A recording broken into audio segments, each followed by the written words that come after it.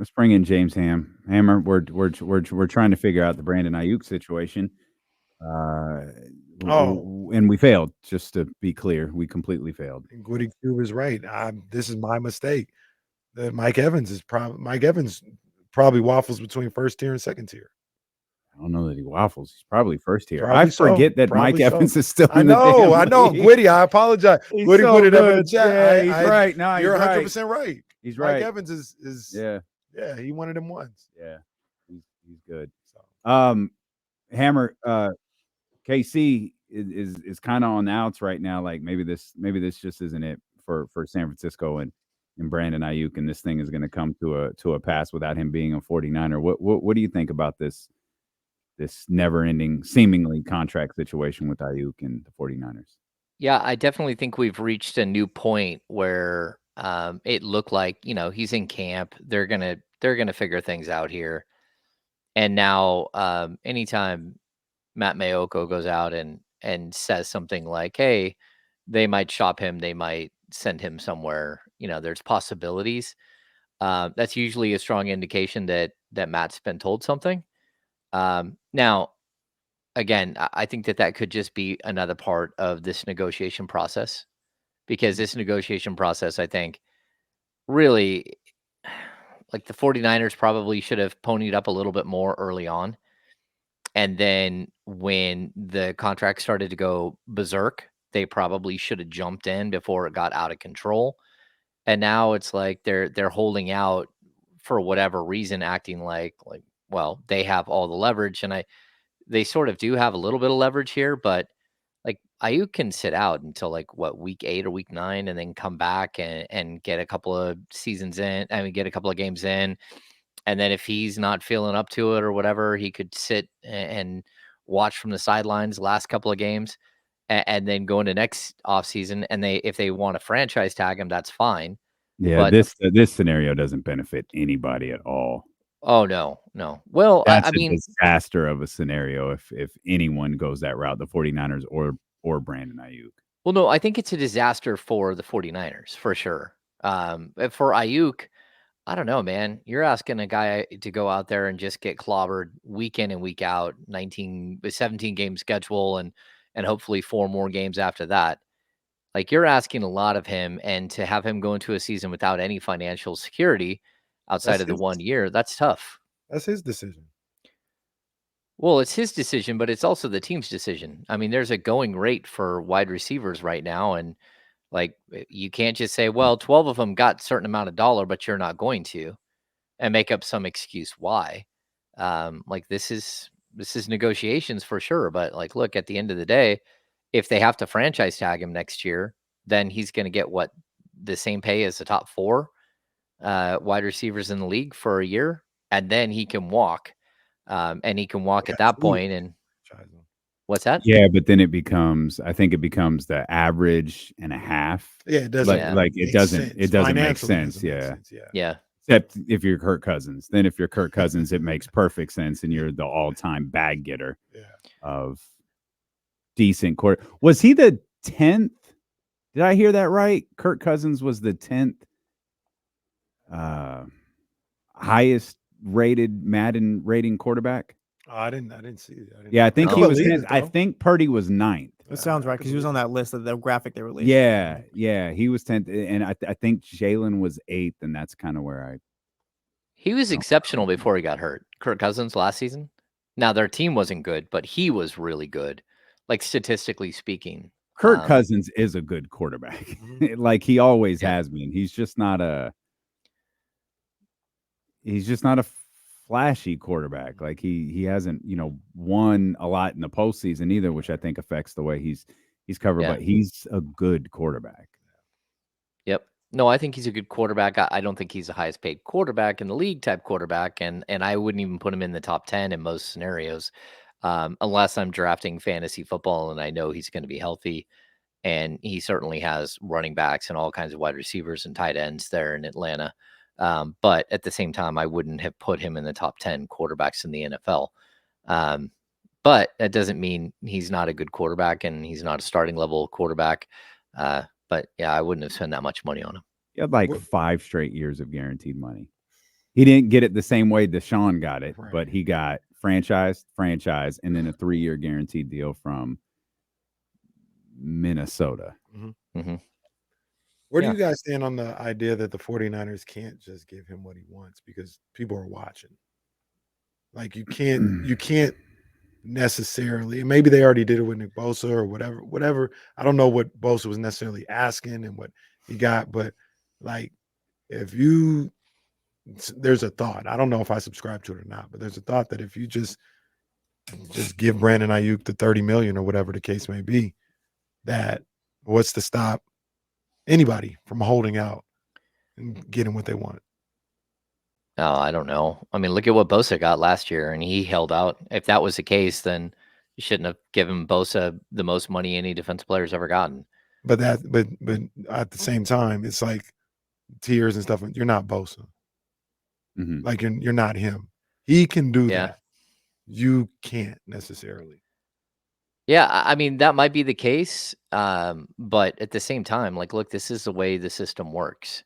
Like, you got to play by the rules, whatever they are. And for me, like, look, at a certain point, if I'm the Niners, I've got to just say, okay, what is a drop dead number? Like, what is it? Because if we can't touch the drop dead number for you guys, then we're going to shop you now, and you're done with us. This is the last call, and we're done. And we're gonna go find somewhere else for you to play. And we're gonna go find some other player that fits our system, and we're gonna move on from you. And if that's what you want, that's fine. We'll give you our drop dead number. You give us yours. If they're nowhere near each other and we can't negotiate anymore, then it's time to move on. And like that's kind of where you have to be if you're the 49ers at this point. Like, this is risking bamboozling your entire season. Like, if you're going into the season without your number 2 wide receiver, your number 1 wide receiver, your best like catching wide receiver, then that could be a total nightmare for this team. How many times do we see last year they try to hit a secondary, a third, fourth, fifth wide receiver on a crucial third down that went sideways? Like, you can't go through this season if you're not going to have Aiyuk. You probably should have known that a while ago, but you also probably should have started already looking for deals for other wide receivers that would make more sense for you. That's a good point. Do you think this caught the 49ers off guard a little bit? Maybe a little bit. Maybe a little bit. I said last week though, they'll tell you what they're thinking by how they draft. They're planning for the future when they got pressure on the first round. Mm-hmm. Now I think maybe when they talked about future, they thought maybe a Debo replacement as opposed to an Aiyuk replacement. But that maybe that's where the 49ers feel like they're good. It's fine. Right. We'll keep Debo now. We thought we were going to lose Debo, but right. we could lose you instead. Yeah. Yeah, I mean, that's how I'd kind of go about it. It's like, and I at least want to see what these guys look like in training camp and in some preseason games. And you gotta hope that those guys look awful. Yeah, I've heard like time and time again that the 49ers have all the leverage and all that. And I don't agree. Like, the 49ers as a franchise are the ones with a 36-year-old left tackle and a tight end that's getting older and a Debo Samuels that's contract that jumps and Brock Purdy's contract that's going to jump. They're the ones who have a window. Like, Brandon Ayuk's career is another 8 years, 10 years, like whatever it is. Like, there's one person in this group with a window, and it's the team that can see this thing close pretty quickly, especially with McCaffrey's advancing age. There's a lot to like riding on this season, on next season. And so I get holding out and trying to get as much money as possible. And again, it's something that Kyle Shanahan said himself. Like, I hope that all of my players get as much money as they possibly can. That's kind of the deal here. But at a certain point, you need to be realistic if you're Brandon Aiyuk and say, okay, like, is it worth fighting over $1 or $2 million a year? Is the gap, is it a couple of million here and there, or is it like they're offering 35 million in guaranteed money and Ayuk's side wants 100 million in guaranteed money, and there's no way to come to some sort of middle ground here. And that's what you have to wonder. Like, what is the holdup? it can't just be like the 30 million, because you can make it look like someone's going to make 30 million really easy in the NFL and not pay him anywhere near that, and have it all incentive based or non-guaranteed money, and it's nowhere near that.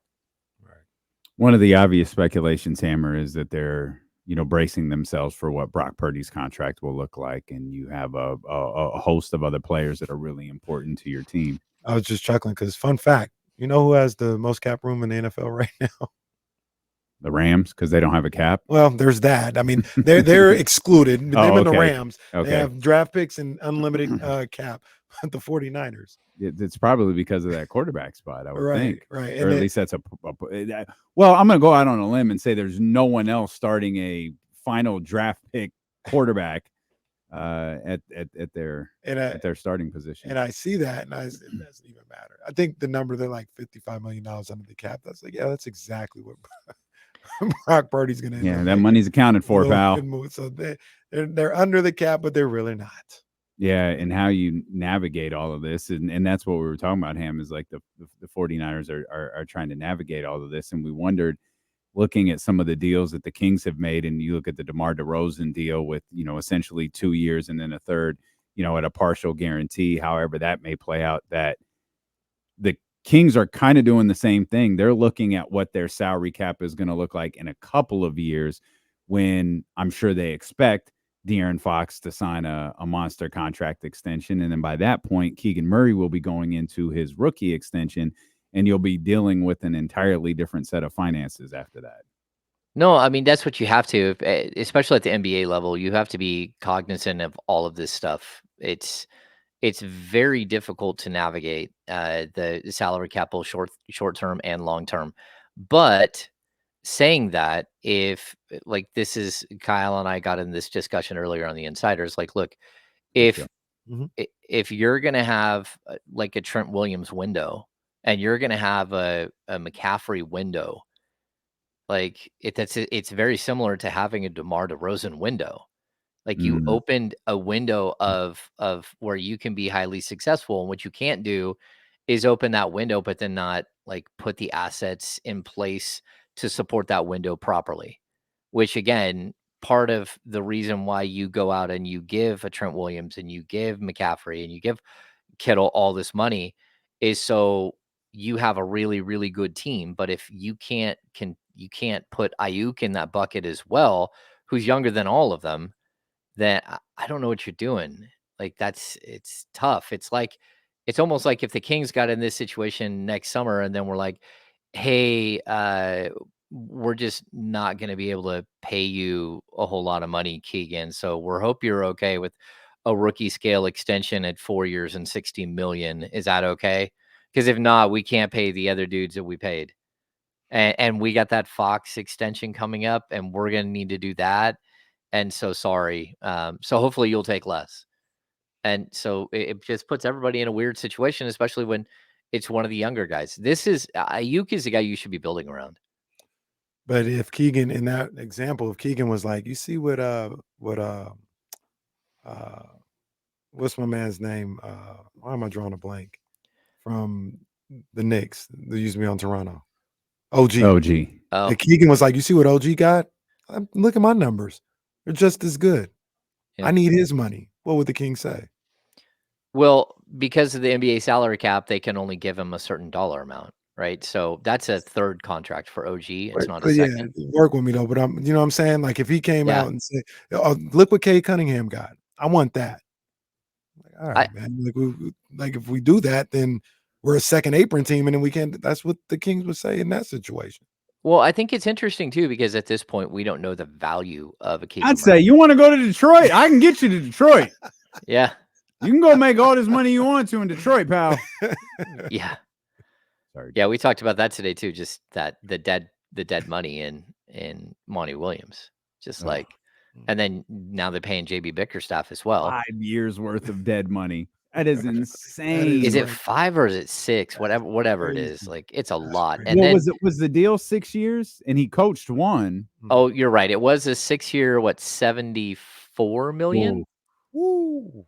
So, but the whole point though with the Brandon Aiyuk situation is, like, reportedly or whatever. Like he thinks he's Justin Jefferson and should be making that money. And the Niners are like, well, the Niners probably could go up a little bit, like to read. Like, come on, man, I can't give you Justin Jefferson money. You're not him. You know what I mean? But you have to act like you're Justin Jefferson. I mean, that's the game.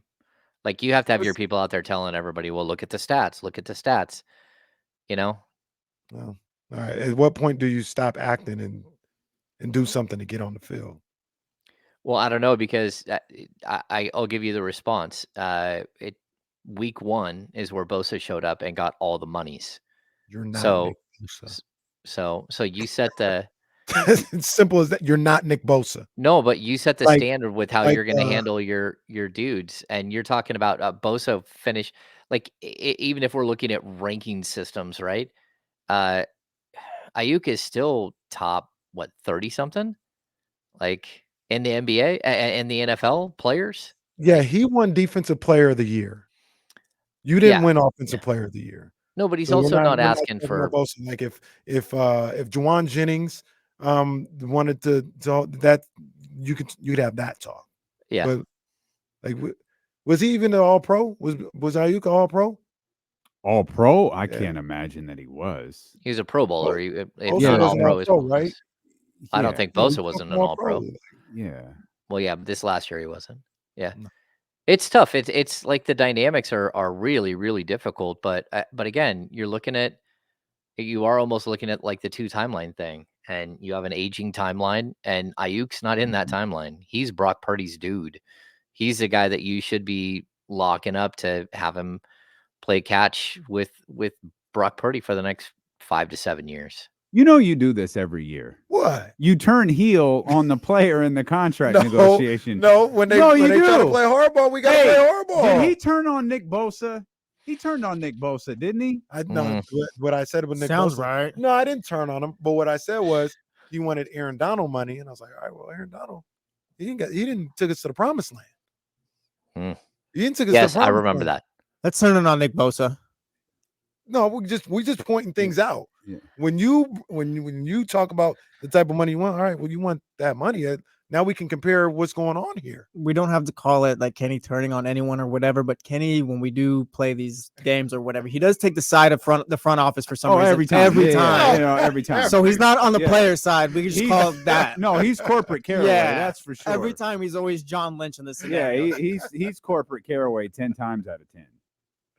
Emiliano in the chat said Aiyuk was second team All Pro in 2023-24. Just saying. Just saying. That means what? You're a top 4 wide receiver in the NFL. He's the truth. Yeah, it's tough, man. So once again, you ask me to pay you like a top 4 wide receiver. I ain't got that kind of money. I'm just telling you what it is. I can't spend $30 million, $32 million on a wide receiver. Yeah. Do we think that's true, that they don't have the money to pay him $30 million? They have it, but somebody else would have to go.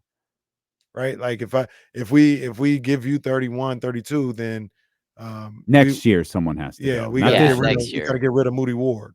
You know what I mean? We got to get rid of they've cut costs a number of different places with like having rookies and Eric Armstead's stuff like that. Jacksonville. They've cut costs as much as they can. So now you're talking about a guy like Moody Ward or Kittle or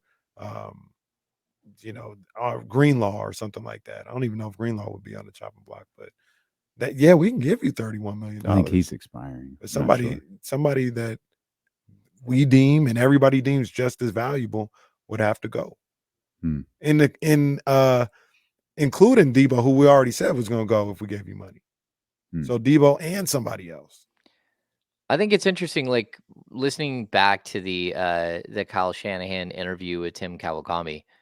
Like there's so many nuggets that they talk about in this whole thing, like about how difficult it is to pay people, how they don't, it's a player's right to go get as much money as possible, but also how they short other positions to take care of these positions.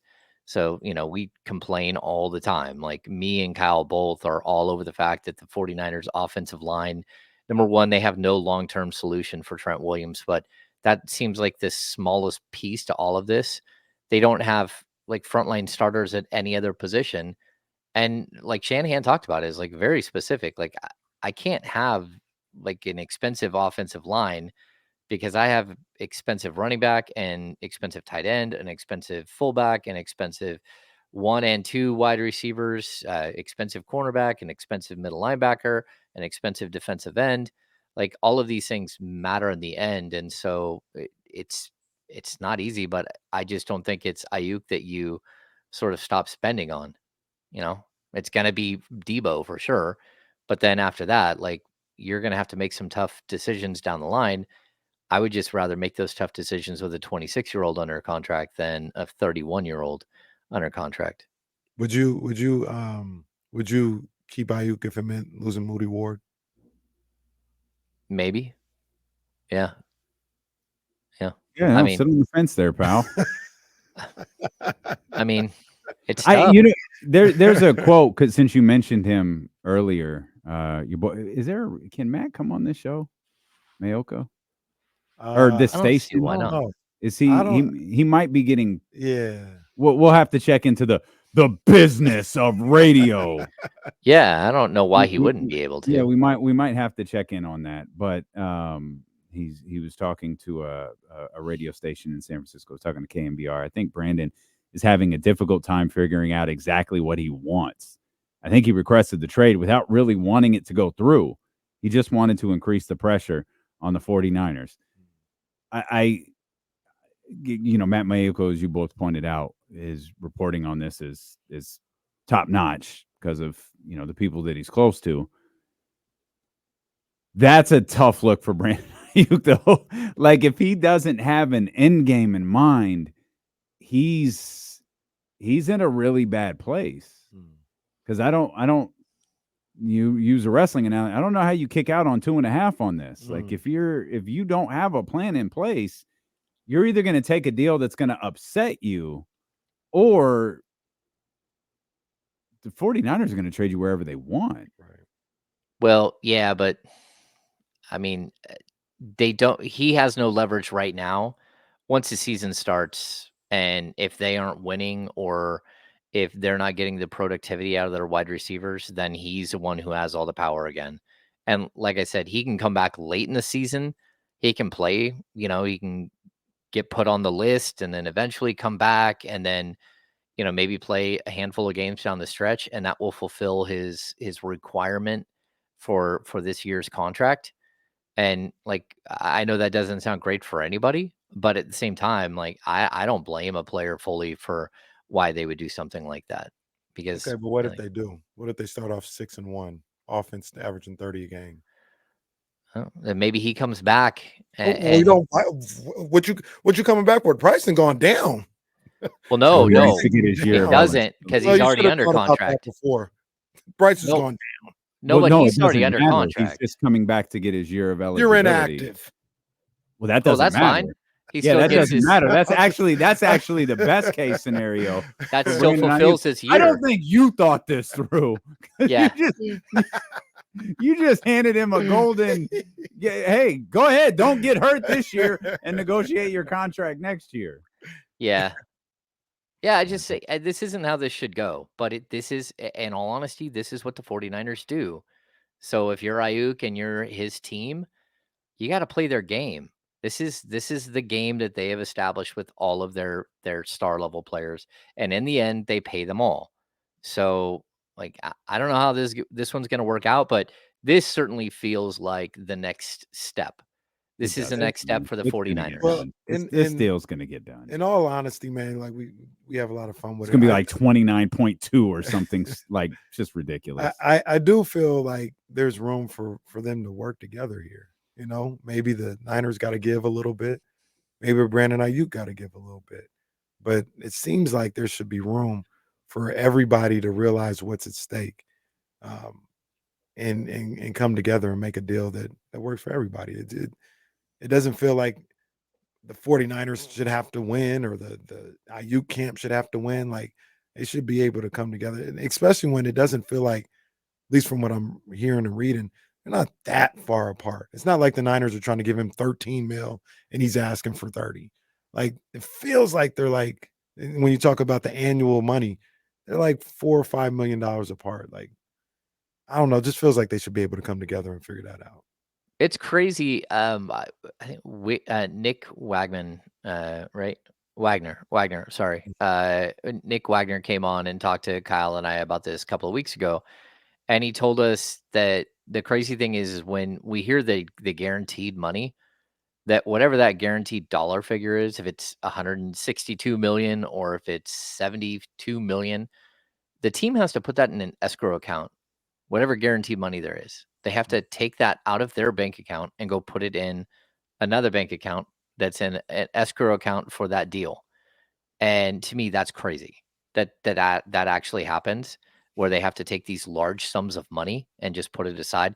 It's almost like, a casino has to have like a certain amount of money in the vault at all times, and that's what NFL teams have to do. So it's always possible the Niners just like drag this out because they're like, hey, I just don't want to put the money in the bank. Like, we'll put the money in the bank eventually, but as of right now, that 70 something million bucks it's raising a whole lot of money on its own. It's doing some good work. Maybe not today. Like, today is not a good day to have your money in stock market or whatever, but like over the long haul, it might be something as simple as that, where they're like, okay, what are we doing? Let's not put the money into the last minute. Let's negotiate this thing out. But I just don't like what happened last year with Bosa, and I don't want that to be the same thing that happens with Aiyuk. I thought the Bosa situation was a nightmare, and I don't think he looked right the entire season. And it just feels like the Niners just keep going down this exact same path. I feel like that's exactly what's happening. Might not be the last day, but I feel like I think Brandon Ayuk's deal with the San Francisco 49ers gets done. That's ultimately how I feel. Ask me tomorrow. Huh? Ask me tomorrow. Yeah, your mind will change every day. No, today it ain't happening. Okay. All right. And Kenny's turned on him, and Brandon Aiyuk isn't even that good. He's Roddy White at best. Roddy at White this was really point. good. Well, until he wasn't. And that was your whole point. We'll come back. We'll figure out a way to start a conversation with James about the Sacramento Kings when D'Lo and Casey return here on Sacramento Sports Leader, ESPN 1320.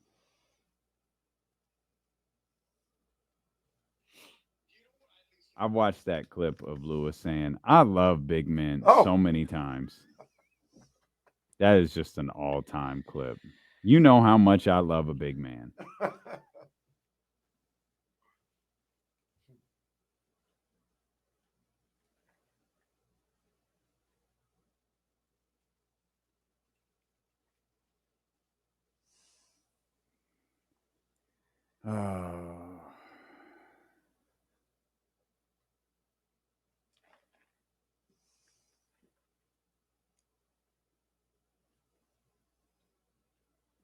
feel like Aiyuk got a little too emotional too. Oh no, boss man D'Lo got taken into custody. What'd he do? I think he definitely is in his feelings, and I think the 49ers are trying to prey on that. They're like, yeah, we'll get him to flip. We'll get him emotional, and then he'll just throw his hands up and just tell him, just get the deal done. He said he took it personal. It's business, pal.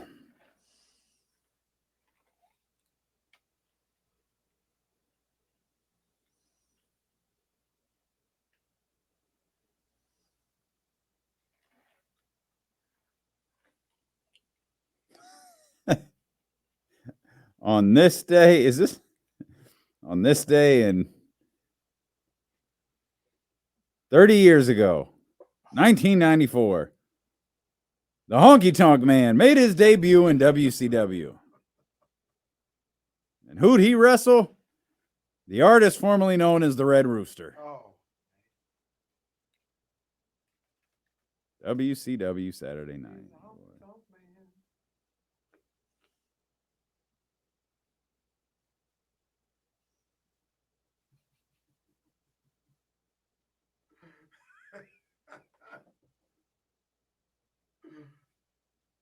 Oh, come on, man.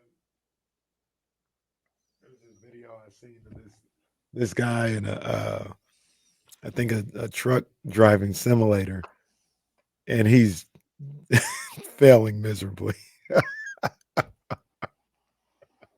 Have you guys seen the video of the girl from like 1972 on the uneven bars?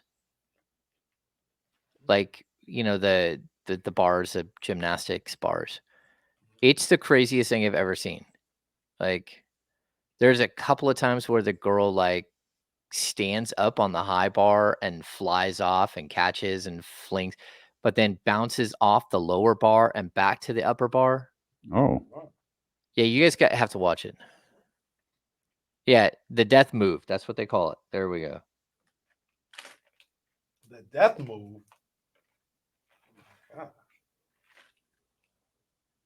yeah. That's a hard pass. Did you see it? Well, no. If it's called the death move, Yeah, they've outlawed it. you guys won't believe what show we're doing this week. Kenny might have forgot.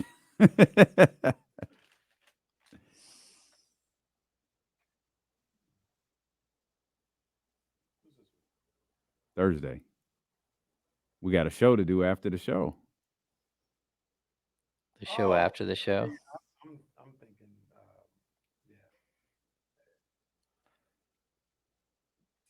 yeah. No, I remember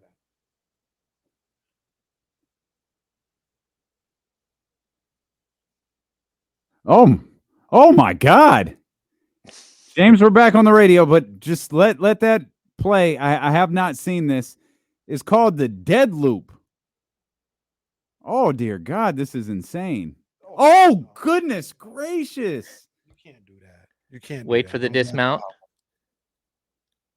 Oh my goodness. I'm glad they outlawed it. I mean, she gets perfect 10s, but that was the I think I want to see that again. I think I saw that circulating a little while ago. Yeah. That's insane. Yeah, you can't do that. That is absolutely, I don't know if my stomach hurts more or my back or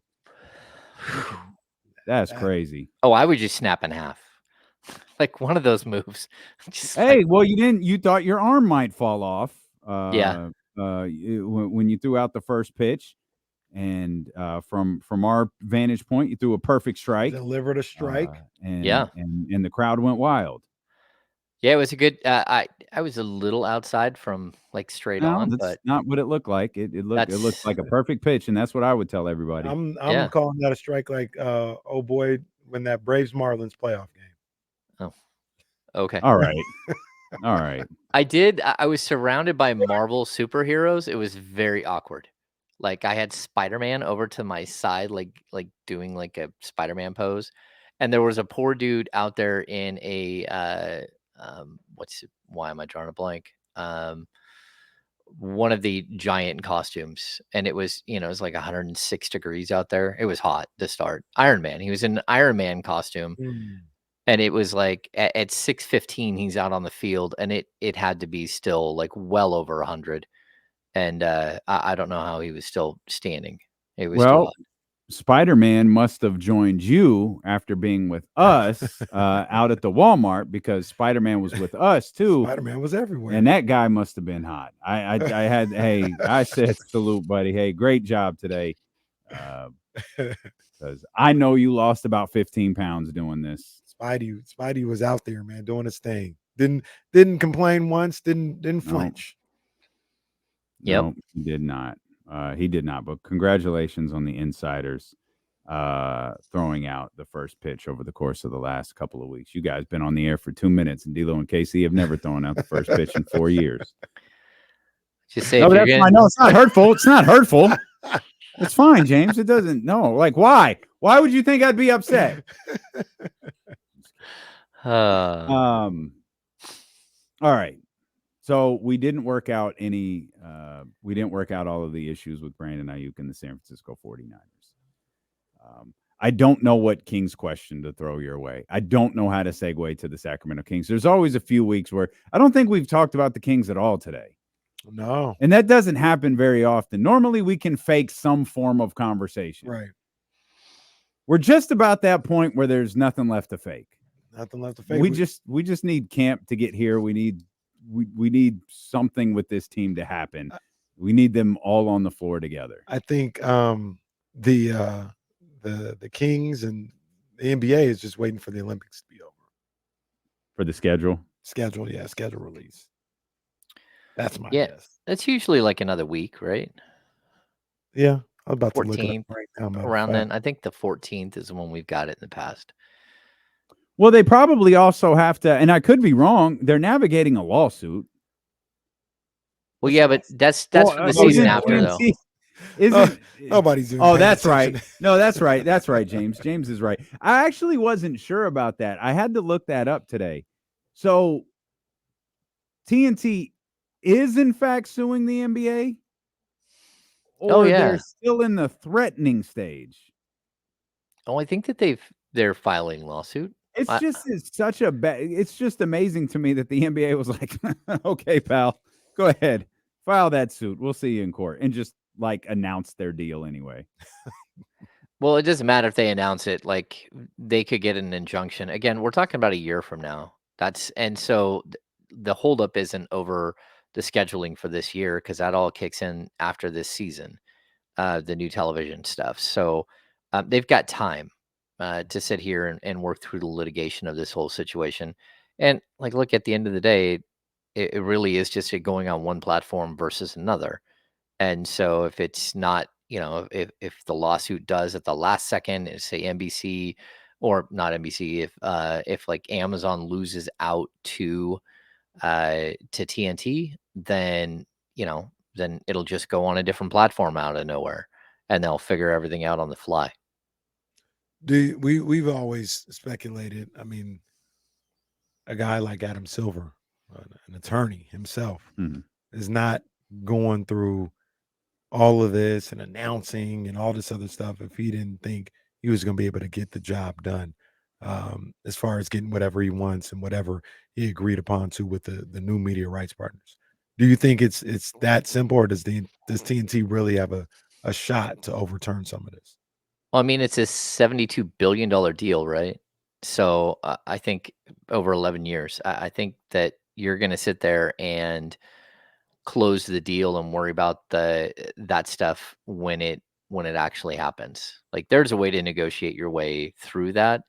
I don't think, like, maybe giving TNT some sort of way to get in the door here. There's also, a way to, just like bowl them over with attorneys and just sort of bury it. I think it's going to be, it's more complicated than what you and I are, what we're talking about here, where it's like, hey, they're offering this, and this. It's much more complicated than that, because really the rights of first refusal, it will come down to what did the original contract say, and what is the rights of first refusal based on, and if they can match. And then it can get like really complicated, because it doesn't matter if they're saying, well, they're offering this and this many people and all that stuff. That might not come into play at all. It might not matter at all about the reach of Amazon versus the reach of a TNT. It realistically could come down to the letter of the contract. And for that matter, it could come down, it could be a boilerplate, like something that a contract that's been used, thousands of times over the course of history to get television deals done.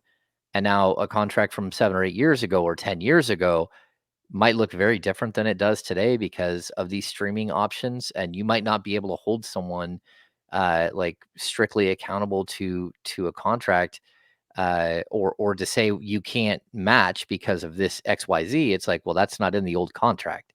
So, it's a lot more complicated than just declaring victory over somebody. And, it's like, it's your Michael Scott, I declare bankruptcy moment.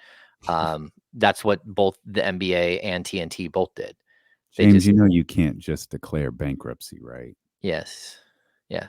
But that's Oh, what, no, that's what not they, the line. I flubbed the line. It's like, you just can't say you have bankruptcy and all your troubles go away. yeah. Well, I didn't say I have bankruptcy. I declared it. Yeah, exactly. So, yeah, Guess I you're mean, not that's Both- basically both- what the league and so- TNT Oh, did on bro, social you're media. not. It's good stuff. No. Do you think there's a time where do you think we're headed towards a world where like regional sports networks like NBC Sports California, like they no longer exist, and we're not watching Kings games on NBC Sports California anymore. We're watching the Kings through some either over the air channel, like a ABC, CBS, locally, or an app through the NBA.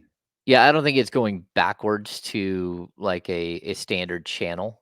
I don't think that that's going to happen. Like, the A's were on channel 36 for years, or channel 31, like it moved around, or the Kings used to be on 10 and 31 at different times, right? Still the one. Yep. I don't think that's ever going to happen, something like that. But I do think that the age of the RSN, the Regional Sports Network, is coming to a close pretty quickly. It's just incredibly difficult to run that big of a television station that you need, but not have all the other programming and not be able to afford the other programming. Because when I started with NBC, like we had Sportsnet Central, right? Every day we had our own version of ESPN that was hyper, local, but also delved into the major topics that are happening in the sports world. But we're also sort of hyper local and focused on the teams that they covered. Like you had to But that kill doesn't all of those exist anymore, programs. does it? No, that's my point. Oh, Like you had to kill that, and you had to keep continuously killing all of these other things. And then it used to be, like the Ronco guy would pay a huge amount to have his infomercial put on your station during the day when you don't have replays. And because of the streaming like world now, I don't think that happens at all either. So it becomes let's show Morgan touring Arco Arena again. Yes. So it's just like whatever programming that they've paid for, that they've built in house, they keep playing it, and that's not a way to draw in new users and new people to watch. And so I don't know. I don't think it's good. Plus, we already saw a whole bunch of the RSNs, with the Valley Sports RSNs. Like they just haven't been bought by anyone. Like it went into bankruptcy, and they're sitting there. And I think that's who it is, the Valley Sports ones. And someone like NBC can't go in and buy up all the RSNs because it's they would own too many, and then they would have a monopoly, and that's not allowed through the government to own too many of them. So yeah, it's going to get really complicated. But I think in the end, what should be big fish of like NBC Sports Bay Area, they're becoming smaller and smaller fish. And whether that equates to them sticking around long term or not, I don't know. But it's not going to be easy, especially like look at how much programming. If the A's move and they move to Las Vegas, you just lost like 162 games a year on your station, and all of those pregame shows and all of those postgame shows. They're just gone. You don't have a way to replace them. When you lose the Raiders and they go somewhere else, you didn't have the game, but you had pre-games and post-game shows and all that stuff. All of that's gone. So it's tough. I know it's probably a lot more difficult to just do, but I think the Kings should have been off of that station. I think and I don't know. I'll ask you guys: do you think they could do like with the Lakers or the Yankees or those teams and have a network? No, I don't. But I always thought, with the way Vivek thinks and forward thinks, I thought he might be more like the Clippers. I thought Clipper Vision could be King's Kingdom or something. Like I always thought, like at some point, I think Vivek is going to find a way to house all of this himself. Of course, NBC Sports California like pays for this. I just don't understand how. Like I don't know. I go to NBC Sports California for one thing, and the normally the point of programming is to, we joke all of the time, coming up silk stockings. Like I know what shows came on after Raw because I was watching Monday Night Raw. I probably saw an episode or two of Silk Stockings, especially once I figured out what it was about. I saw a bunch of them. Pacific Blue, like La Femme Nikita, all of that stuff. All right, Kings wrap up here. They win 22 to 110. Good night. Yeah. And then it goes to a blank screen. Yeah.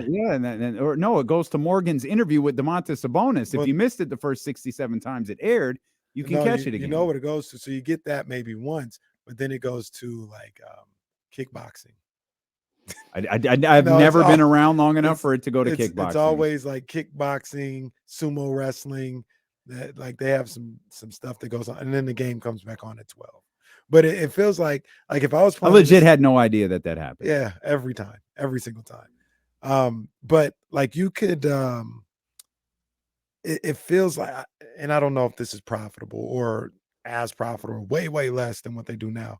But you create a station or something like that, and hell, you might have Greatest Kings games, more Morgan touring Arco Arena. Oh, good. That comes on for a little while. Miss Arco. From 10 to 4, the Insiders, and then D'Lo and KC Mhm. live on your station. Then you got maybe whatever podcast you want to put there. Then it's time for game night. Mhm. You know what I mean? Like I feel like you could do that and it'd be relatively affordable. You're gonna have to pay me. Well, definitely going to be. Okay. Yeah, I'm Brandon Aiyuk in this joint. So I'll I want explain 30 million. a little bit of the complexities of television.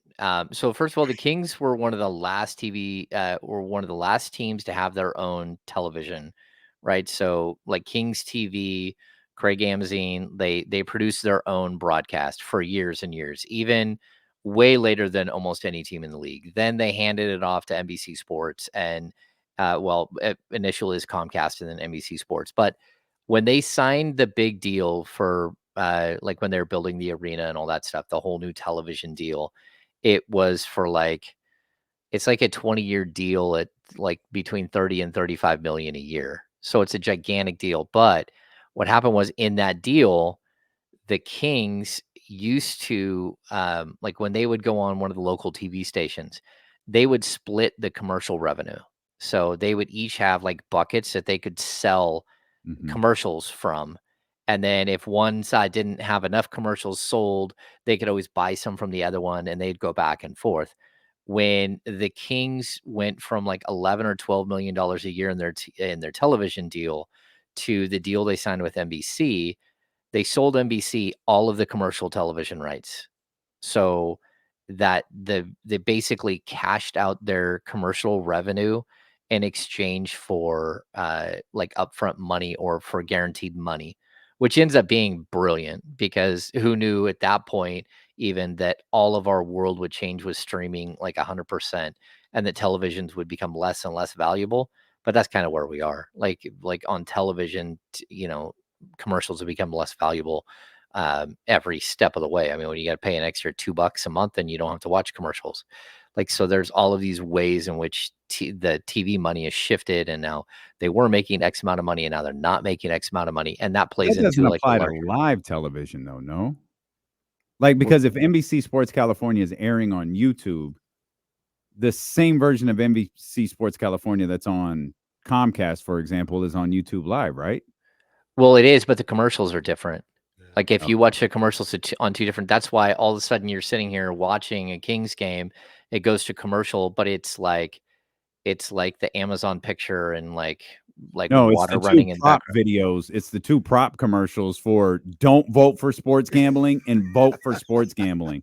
Yeah. Those aired back to back an entire season.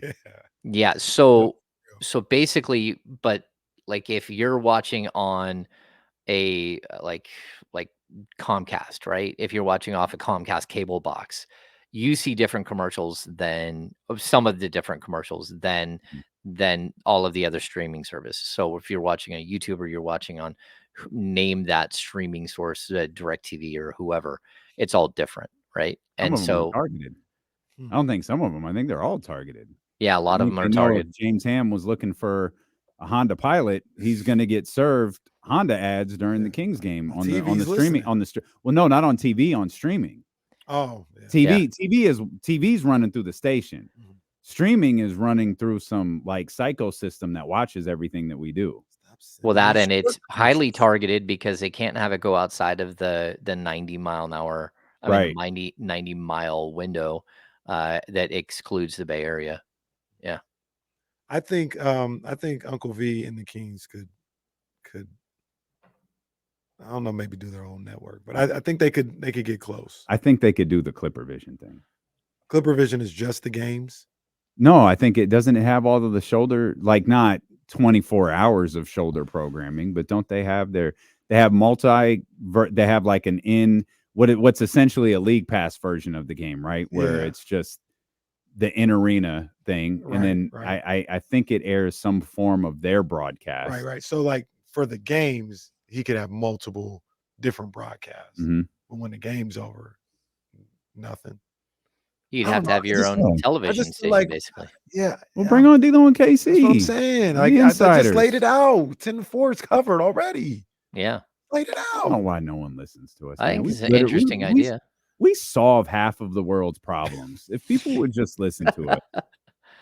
It's just that check that keeps coming in every year for 30-something million that Well, that could play a part in it. that they're concerned with. Now, again, if you can work the television revenue a different way, if you can get the commercials to cover whatever it is you're doing, then sure. Like I think it is possible. This may the Yankees, the Lakers, they can do that because their brands are so big. Yeah, they sell. They can like because like DirecTV or whoever, YouTube, whoever pays to have the Yes Network on their system. But the rub to that is they pay to have the Yes Network, but the game will be blocked out. Yeah, and all the classic games too. It was such a crock when I but I was like, this but is it's still whack. the Yankees. So people in California would who will watch that, and obviously networks feel like, oh, people in California will watch it. We'll pay whatever the broadcast fee is to have that on our channel lineup, and yeah, they'll just watch the shoulder programming, and then they'll go to which is usually radio. It's a radio broadcast. It's like Boomer Esiason, and then what was his name, Francesca. They'd be on the Yes yeah, Network. well, that's not going to convince me to watch that channel. Well, that's probably cheap program. Like I mean, as much as we're trying to put ourselves over here, there's a reason you see that a lot. Like putting radio shows on television, it's cheap programming for those stations. I think it works. Like you pay those guys a nominal fee, and if any, and keep it moving.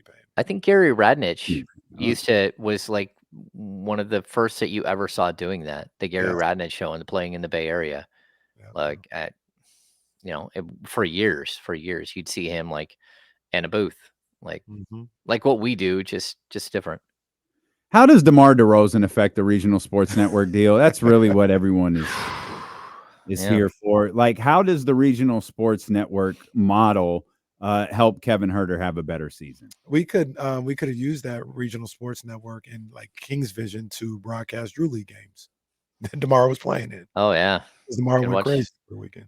What did he go 45 this weekend? Yeah, 45. Yeah, he had a good time. He's a bucket for life. He really is. Like that's crazy. Yeah. Bucket for life. I'm gonna need him to be the next guy who just beats the crap out of Father Time. Please. Like, no, I got this, man. Please. He's waving Father Time off. Get out of here, bro. I got this. Yeah. No, if he can, make it the full 3 years and then maybe a year or two after that, if things are going well, like, man, it would, who knows? 38? The 38-year-old DeMar DeRozan? 35, 36, 37. Man. Come on now. Man. Hey. There's nothing that we've seen that shows that he like wouldn't be capable of doing that. Right. Like absolutely nothing. Like he is and the Kings have dropped some really cool videos with DeMar recently that if you're not following them across their platforms, I'm sure everybody listening to this is. They've done some great work to hype up the Kings acquisition of DeMar DeRozan. So now we just sit here and wait. We sit here and wait. We watch people apparently die at the Olympics. There's been no update on that woman after she crossed the finish line and looked like the Popeyes lady. and now we're watching these games trying to get to the tomorrow. Don't we have men's, or is it Wednesday? It's tomorrow. Men's basketball. What time? Is it 8 a.m. or is it? Well, you're asking a lot of questions. What are you, the police? I don't know. Stand by. Let me see. I'm sure I Ramsey's hope it's already. during our show. Oh man, please let it be during our show. Men's 12 p.m. basketball. Yeah, buddy. 12:30. Let's go. 12:30 versus is that Brazil? Yeah. they play 12:30 Brazil. versus Brazil. Oh man, we're gonna be live right here. D-Lo and Watch KC. along, baby. Watch Yeah, along with man. D-Lo and KC. Are the other games tomorrow? Wait a minute. Oh, France the and women Canada play in the morning. Ooh. and the women play on Wednesday at 12:30. Yeah. Oh yeah, so France, Canada at 9 a.m. we cooking this week. And I'm gonna need the USA to get that Friday 12 o'clock game and not the Friday 8:30 game. Yeah. Facts. Because that'll be the semis, right? Yep. Yeah, because everything ends up. There's on 3 games Saturday or left. Sunday, Yeah, these are the quarterfinals that are about to start. Mhm. All right. We cooking. We off and running. I think Jesse said the show is over. Yeah, we got to go. Thanks so much for being with us. We will see you tomorrow beginning at 10 a.m. with the Insiders here on Sacramento Sports Leader ESPN 1320.